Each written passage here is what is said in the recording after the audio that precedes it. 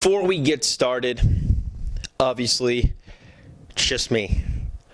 Zach is on the honeymoon from a wonderful weekend at his wedding. Please, guys, please, go to the Facebook page, go to the Twitter page, links down below, and give a big shout out to Zach for it being his wedding. Tell him how happy you are for him, how proud you are of him. Every tweet or Facebook you'll send, we'll go ahead and follow you guys right back. And that's why this week, it's just me. Because I am the one behind the one in the 1 week rendition of One Guy, One Belt, baby. So what I got planned here, I made some notes even. What we got planned here is a combined WrestleMania 31 and Monday Night Raw review. So I'm not going to recap too much. I'm going to go over some things I really liked, and we're just going to break it down. Let's start right off with it. My overall thoughts on WrestleMania and Raw. WrestleMania obviously exceeded my expectations. I thought this could have been an all-right show, but not a great show. This ended up being a very good show. Not as good as WrestleMania 30, but probably just as good as WrestleMania 29 and 28. Definitely had some really good WrestleMania moments, which I'm going to speak of later. The Monday Night Raw was still and always will be the best Raw of the year. The Raw after Mania. And the same could have been said for that Raw. That Raw was absolutely sensational. Both shows, in my opinion, get 2 thumbs up. We're going to break it down in categories here. The first one is the WWE World Heavyweight Championship. And of course, I got to say it, the greatest cash-in, arguably, of all time, made by Seth Rollins to close out WrestleMania 31. Definitely a WrestleMania moment. The match between Brock and Roman, though, was actually a very solid match. One of the most physical matches we've had since Brock's return in 2012, and of course it was for the belt, and it had no stipulation, which a lot of people forgot. So for that physical of a match, that bloody of a match to have no stipulation, good for them. Brock's performance the past 2 nights has proved, folks, has proved that he is the biggest star in the business today. Yes, he does have the quote-unquote suspension coming up, but I think even with that, he had an incredible beat down on Raw. Great performance at WrestleMania, though he did lose. You know, when we see him again, we don't know. Brock is, without a doubt, in my personal opinion, the biggest star in the game today. But with that being said, Seth Rollins is the best heel in the game today, and he proved that the last 2 nights. Slimely cashing in his Money in the Bank, cowardly running away from Brock Lesnar and Orton on the main event of Raw. Put that sliminess, mix it with his in-ring ability, and by God, you have a sensational heel. Roman's performance.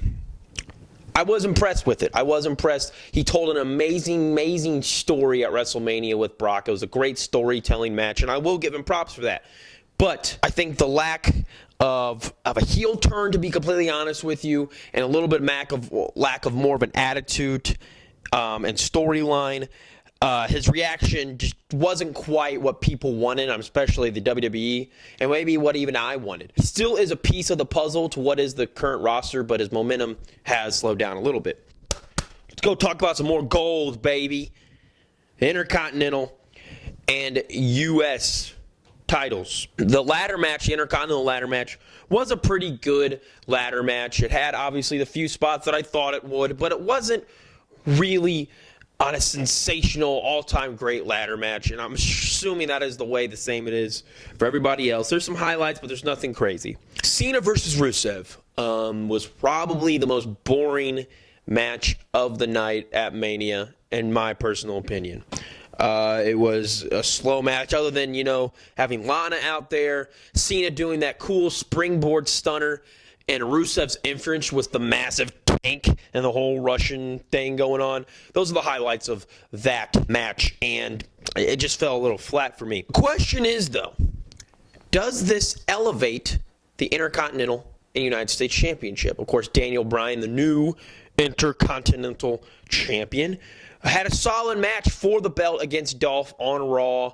And then obviously a returning heel Sheamus beats down Dolph and Daniel, assuming that he'd be going for the Intercontinental Championship. Yeah, after one night, yeah, we do see an elevation in the Intercontinental Championship. Let's switch it over to the United States title. We see an open challenge made by John Cena.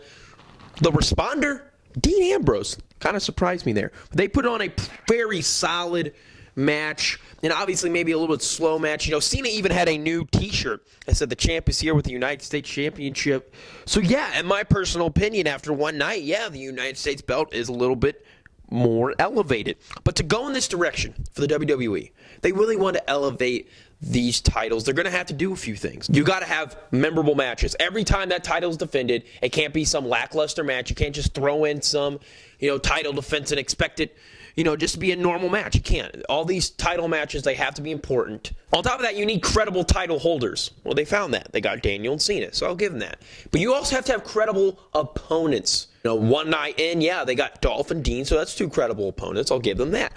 But to keep it going, you have to keep this thing rolling to eventually where we get to a point where new stars can hold these belts and be just as credible as the guys today. Next up, I'm going to be talking about Triple H, Sting, Bray Wyatt, and Undertaker.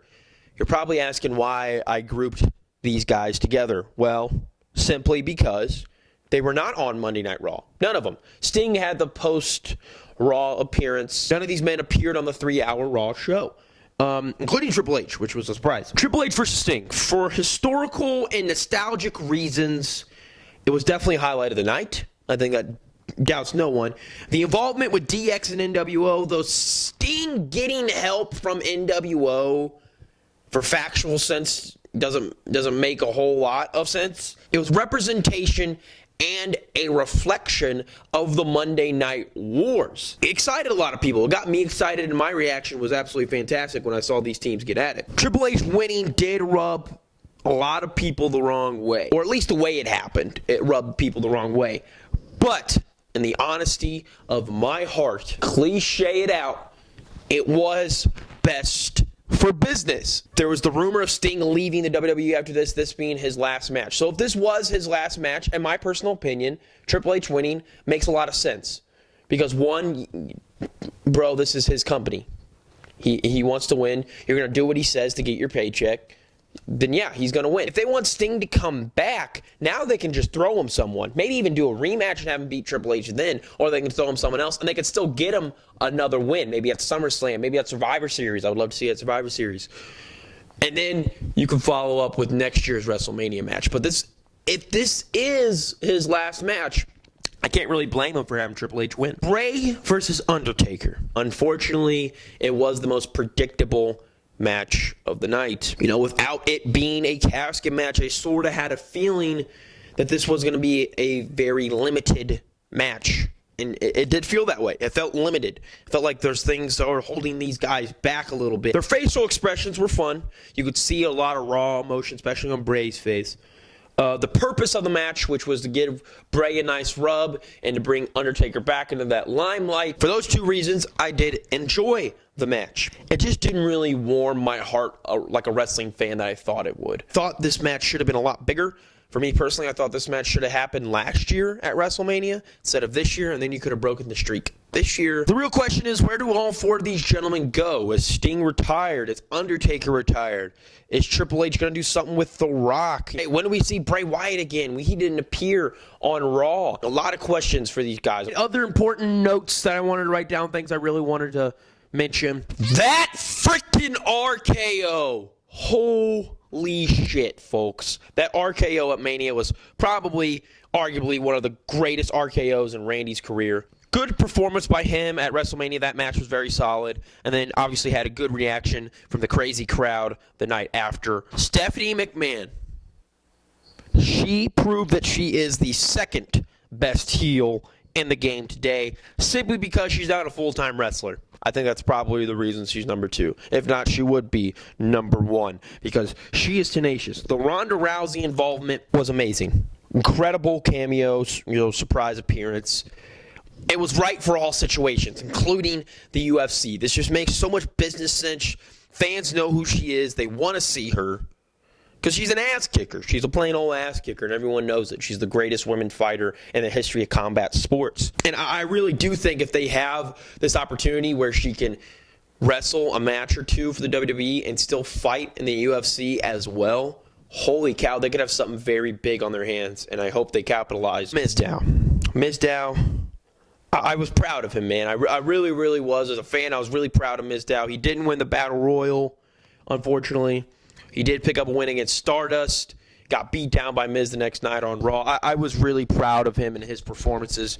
Here's the thing. I agree with Zach on this point. I don't think they're going to put all their eggs in the Mizdow basket. And I do feel bad for him a little bit. He is what it looks like going to get a one-on-one match with Miz at Extreme Rules, so I'll give him that. The Divas. Let's talk about the Divas. Had some really solid airtime. Had a lot of time. That's one thing. And, you know, I'll give them props for that. Thank you for that, WWE. In-ring, it wasn't bad. It wasn't bad by any means. You know, I'm talking about the tag team match at WrestleMania and the 6-woman tag match on Raw. The in-ring action wasn't bad. They had the 6 best women featured the past 2 nights. And I will give them that. But it just didn't quite live up to an expectation I had. Hashtag give divas a chance trended worldwide for quite a bit. I thought a lot of divas were going to step up, and it didn't quite happen that way. But with that being said, I hope by this time next year, we're looking at a complete reboot of the divas, a completely different division from top to bottom. It's going to be a lot deeper with the, adding of the NXT women. Kane and Big Show, please retire. Please. Thank you. The Monday Night Raw almost became Monday Night NXT. Oh my God, I was freaking out on Monday. Of course, we saw the debut of Kalisto in the 8-man tag match. You saw the debut of Adrian Neville versus an always entertaining Curtis Axel in Axelmania. Had a fantastic match there. And then the involvement of even Hideo Itami in the Battle Royal, the Andre the Giant Memorial Battle Royal. And then on top of that, you had the biggest show NXT has ever had, over 5,000 people in San Jose, for what just wrapped up an incredible weekend for NXT. Just an incredible weekend for NXT. All props go to Triple H, the trainers, the workers down there, and of course the talent down at NXT. All right, guys. That does it. I just did that by myself. Zach, I love you, man. But don't leave me hanging, bro. It's a better show with 2 guys. But this is One Guy, One Belt. Make sure to follow us on Twitter at 2guys1belt. Go on Facebook. Like us there. Also, GetScaredTV. Look it up. 2 guys, 1 belt. God, I mean, there's nothing like WrestleMania weekend. Thanks for watching. If you got through all this with just me, damn, you are just an amazing person. Thanks for watching, guys. See us next week. There will be 2 of us.